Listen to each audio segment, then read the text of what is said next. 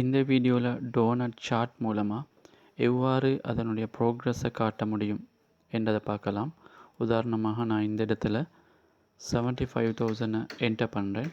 Automatically இந்த இடத்துல ப்ரோக்ரஸையும் காட்டுது, அதே நேரத்தில் இந்த 75% இந்த இடத்துல காட்டுது. ஸோ இந்த வீடியோவில் பார்க்கலாம்.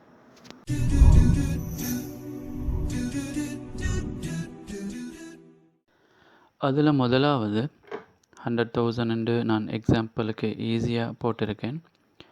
நாங்கள் ப்ரோக்ரஸ் டோனட் சார்ட்டை இந்த 2 செல்லையும் தான் காட்ட வேண்டியிருக்கு. அதில் முக்கியமாக 80% காட்ட வேண்டியிருக்கு, ரைட்?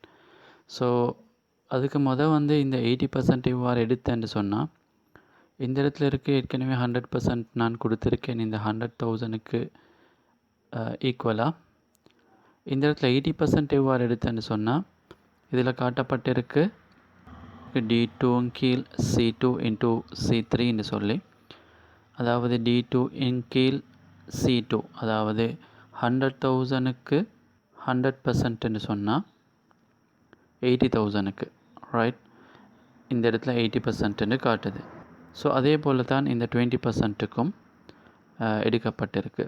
இந்த இடத்துல 80,000 நான் என்டர் பண்ணியிருக்கேன். 20,000ன்றது இந்த 100,000லேருந்து கழிச்சு தான் வந்திருக்கு, ரைட்?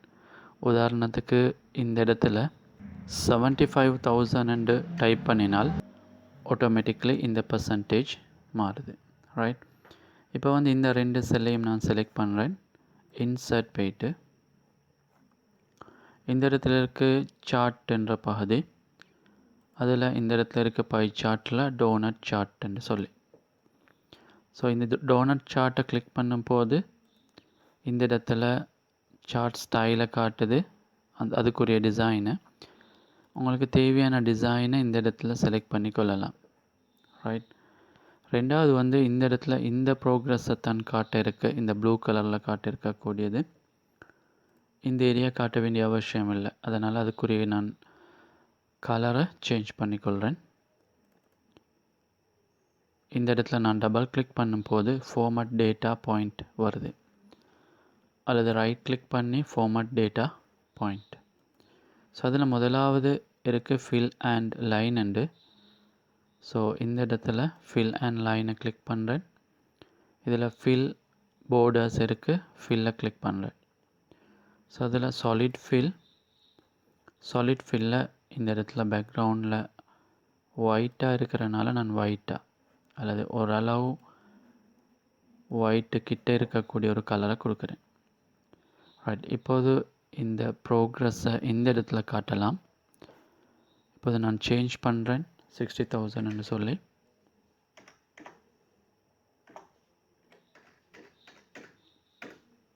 ஸோ ஆட்டோமேட்டிக்கலி காட்டுது, மாறுது, ரைட்? அடுத்த விடயம் என்னென்னா, இந்த இடத்துல இந்த சார்ட்டுக்கு வெளியில் ஒரு செல்லில் கிளிக் பண்ணுங்கள். இப்போ இன்சர்ட் போயிட்டு இந்த இடத்துல இருக்குது ஷேப். ஸோ நான் இந்த ஷேப்பை செலக்ட் பண்ணிக்கொள்கிறேன். இந்த ஷேப்பை ட்ரா பண்ணுறேன்.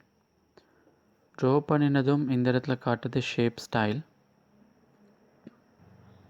ஏதாவது ஒரு ஷேப் ஸ்டைலை இப்போது நான் எடுத்துக்கொள்கிறேன், ரைட்? ஸோ இந்த இடத்துல ஷேப்பில் ரைட் கிளிக் பண்ணி எடிட் டெக்ஸ்ட். இப்போது இந்த இடத்துல வைங்க, அதாவது ஃபார்முலா பாலை வச்சு ஈக்குவல் இந்த பர்சன்டேஜ் 60% செலக்ட் பண்ணி என்டர் பண்ணுங்கள். ஸோ அப்போது இந்த இடத்துல 60%ன்றது காட்டுது. ஸோ இப்போது ஹோம் என்ற டேப்புக்கு போயிட்டு இந்த இடத்துல தேவையான மாதிரி இந்த சைஸை கூட்டிக்கொள்ளுங்க. சென்டரில் இதை வச்சுக்கொள்ளுங்க. இந்த மாதிரி அலைன்மெண்ட்டில் சென்டரில் வச்சுக்கொள்ளுங்க, ரைட்? இப்போது இதை டபுள் கிளிக் பண்ணும்போது இதுக்குரிய ஷேப்டு ஃபார்மட், அதாவது ஷேப்பை ஸ்டைல் மாற்றுறதுக்கு இந்த இடத்துல காட்டுது. ஸோ நான் இந்த இடத்துல எந்த ஒரு பேக்ரவுண்டும் இல்லாமல் இந்த ஷேப்பை செலக்ட் பண்ணிக்கொள்கிறேன்,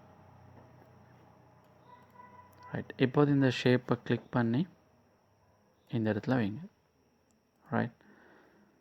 ஸோ இப்போது உதாரணத்துக்கு உங்களோட சேல்ஸ் டார்கெட் 70,000 மாறுதுன்னு சொன்னால் ஆட்டோமேட்டிக்கலி இந்த ப்ரோக்ரஸை இந்த சார்ட்டில் காட்டப்பட்டிருக்கு.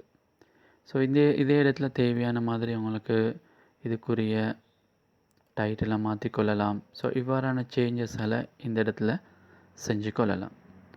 இது உங்களுக்கு ஹெல்ப்ஃபுல்லாக இருக்கும். ப்ரெசன்டேஷன் ஸ்கூலில் இருந்தாலும் சரி, உங்களோட கம்பெனியில் இருந்தாலும் சரி, ப்ரெசன்டேஷனுக்கு ஈஸியாகவும் இலகுவாக விளங்கக்கூடியதாகவும் இருக்கும்.